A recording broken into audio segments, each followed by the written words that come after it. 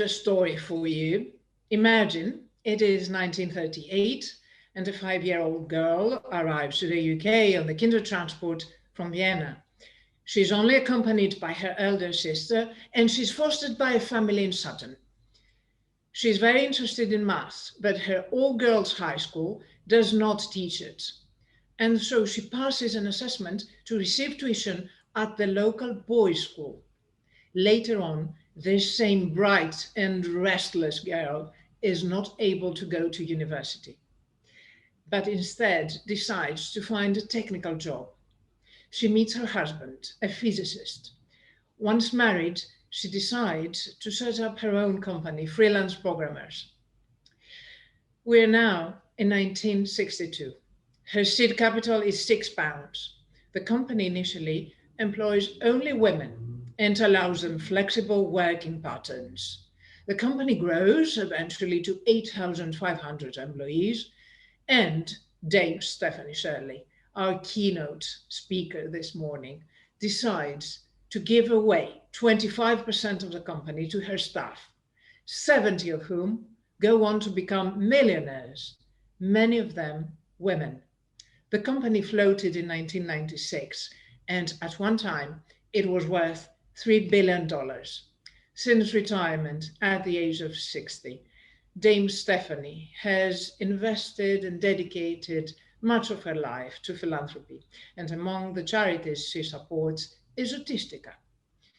Dame Shirley, welcome to Athena40. It is really a pleasure and an honor to have you at the forum. Thank you very much indeed. You're very kind. I'm here for Athena40, and Athena is symbolic of female empowerment. So I tell my woman's story with real pride. But beware, the older I get, the better I used to be.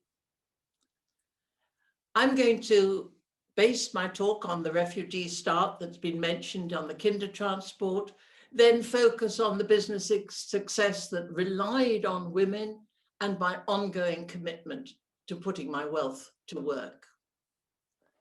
All that I am stems from when in 1939 I was that unaccompanied child refugee on the Kindertransport. The Kindertransport saved nearly 10,000 mainly Jewish children from Nazi Europe, and I'm only alive because so long ago I was helped to come to England by compassionate strangers. Starting at 18, I worked as a sort of mathematical clerk in the British Public Service. Remuneration went by age and gender. One pay scale for men, another lower scale for women. And when handsome young men offered to carry my equipment, I would reply somewhat aggressively, I believe in equal pay and will carry my own things. Nowadays, it's, oh, how kind. Thank you so much. My bully of a first boss taught me how not to manage, but he also taught me the disciplines of work. Work is not just something to do when you'd rather be doing something else. And always, but always, you have to recognize that you can't do anything by yourself. It's all a matter of teamwork. When I hit the glass ceiling for the umpteenth time, it was then that I decided to set up my own business to circumvent the gender issues of the time. So it was a company of women, a company for women, an early social business. There weren't any women role models back in 1962. No one expected much from women in work because all the expectations were about home and family responsibilities. I couldn't accept that and so challenged the conventions of the time, even to the extent of changing my name from Stephanie to Steve in my business development letters, so as to get through the door before anyone realized that he was a she. Anonymity can be important to women. Does your organization remove gender from all its biodata? In no way was mine a typical business. In no way am I typical. I'm interested in the achievement and realization of goals. So I try to lead differently, to act as an advocate and role model for women in the economy. True role models provide images of real people valued for their contribution to the real, not celebrity, world. Although nowadays girls are getting the best marks in school and dominate many universities, there's still a need for such role models and to encourage women and girls in critical thinking. We all have to become creators as well as consumers. People laughed at my crusade for women, but I wanted opportunities for me and for other women. I recruited professionally qualified women who'd left the industry to marry or have children and structured them into a home working organization. We pioneered the concept of women returners, women going back into the workforce after a career break. That's a euphemism for having children. We pioneered a whole lot of new work methods that moved measurements from time spent to work done. And we pioneered all kinds of flexible working, job shares, then profit shares, and later co-ownership when I got a quarter of the shares into the hands of the staff at no cost to anyone but me. So I was doing lots of new things and breaking ground for smarter working. As a pathfinder, for years I was the first woman this, the only woman that. Firsts don't have to be onlys. In those days, women couldn't work on the stock exchange or drive a bus. I couldn't even open the company's bank account without getting my husband's permission. My generation of women fought the battles for the right to work, the right to serve, and for equal pay.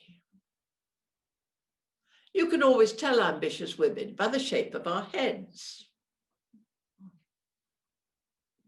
They are flat on top from being patted patronizingly.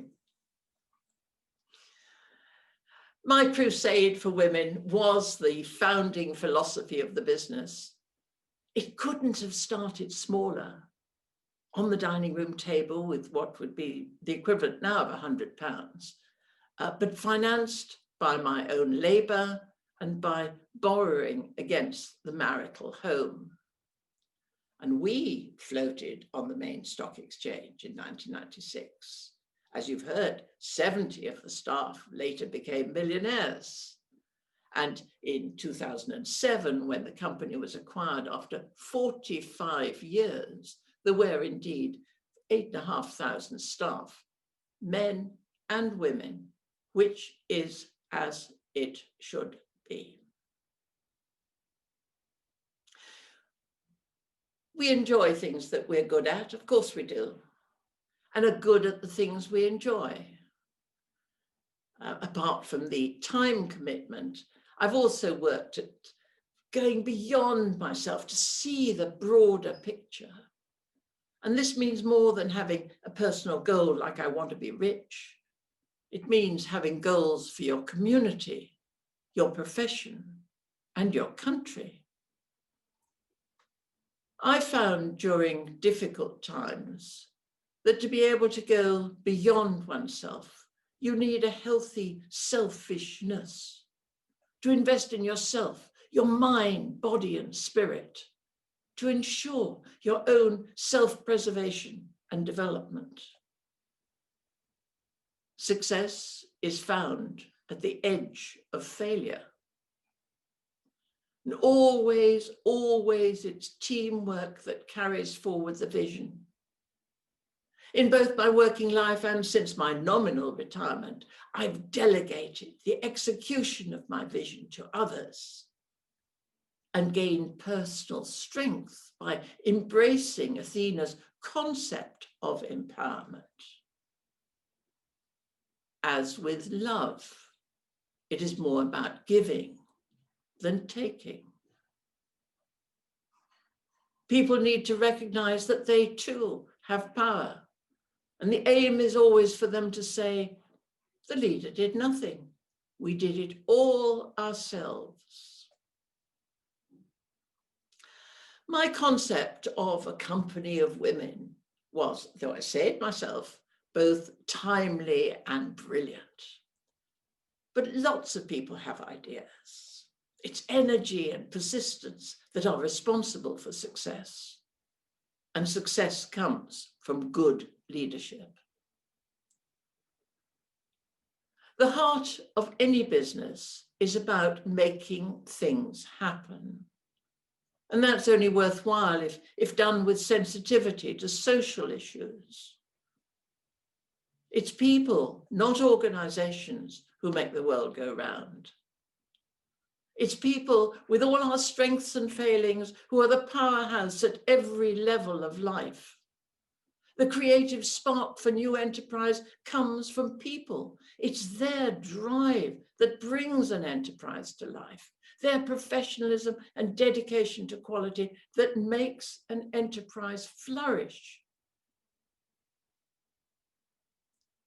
Women can, of course, ape men's styles, but we are different and should be valued because of that difference, not in spite of it. One of the best ways for employers to encourage diversity is to measure it, remunerate against it, and publish data on it. My company started as a crusade for women. So why should I object to having my leadership style called matriarchal or feminine? It's collegiate. It's perfectly acceptable for me to help you in the morning and you to come to my aid in the afternoon. I develop teams and grow people.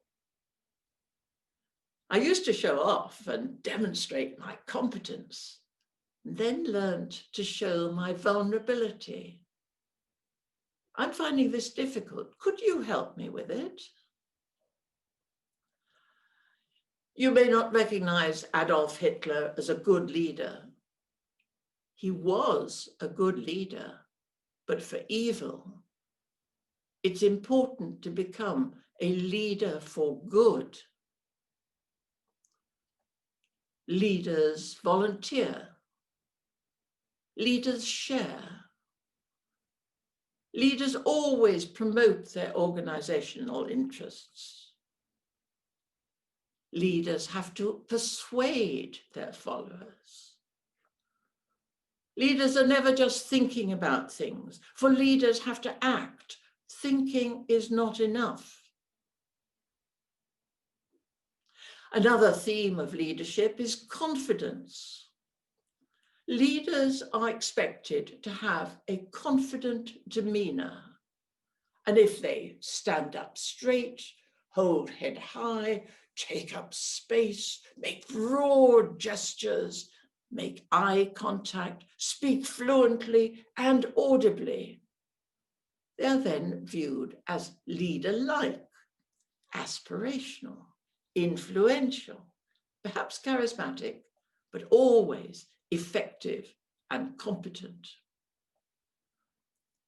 Leaders set the tone, so must consistently manage themselves as regards energy level, attitude, and confidence.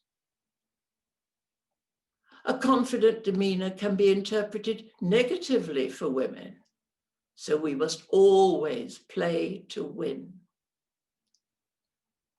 Note that once a culture is established, it determines the criteria for leadership, and thus who will or will not be a leader in future. It's not about skills, but rather values. A cool head, firm hand, and warm heart. Let me share with you 2 secrets of success. Always surround yourself with people more competent than you. Any of my colleagues will confirm I do that. With people that you like, and I don't mean people like you. And choose your partner very carefully.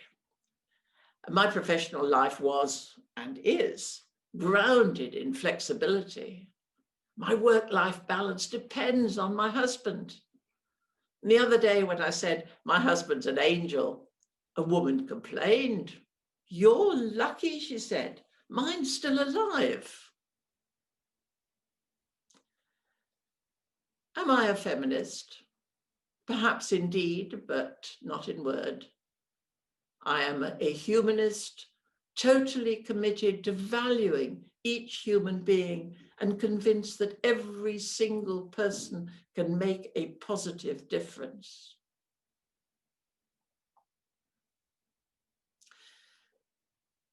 Women's careers are often linked with our childbearing. So let me tell you about the family side of my life. Our son Giles was a beautiful, contented baby. And then at 2.5, like a changeling in a fairy story, he lost the little speech he had and turned into a wild, unmanageable toddler. Not the terrible twos. Giles was severely autistic, and he never spoke again.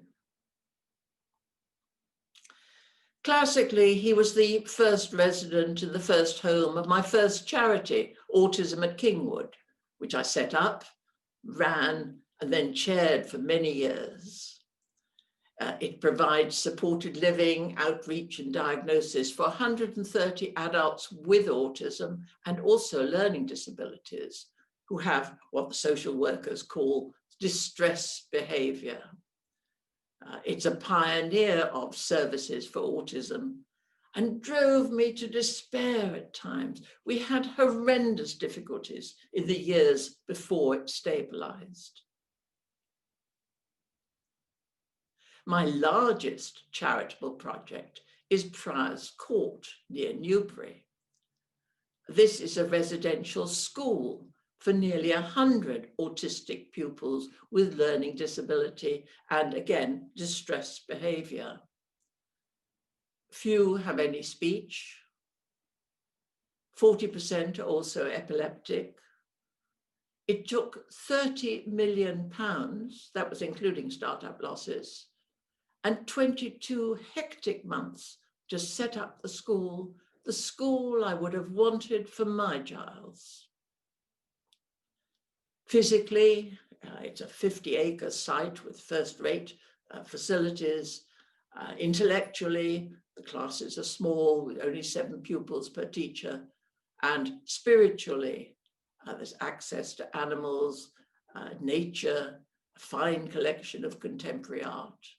It took 5 years of my life overall before that became sustainable, managerially and financially independent of me.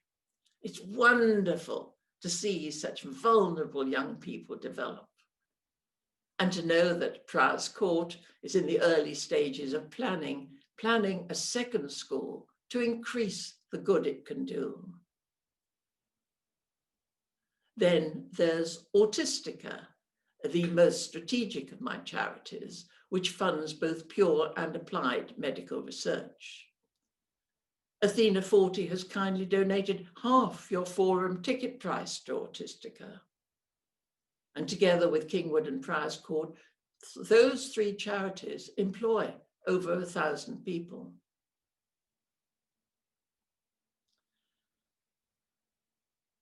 My Gilesie died at the age of 35 in the middle of me setting up Prior's Court School.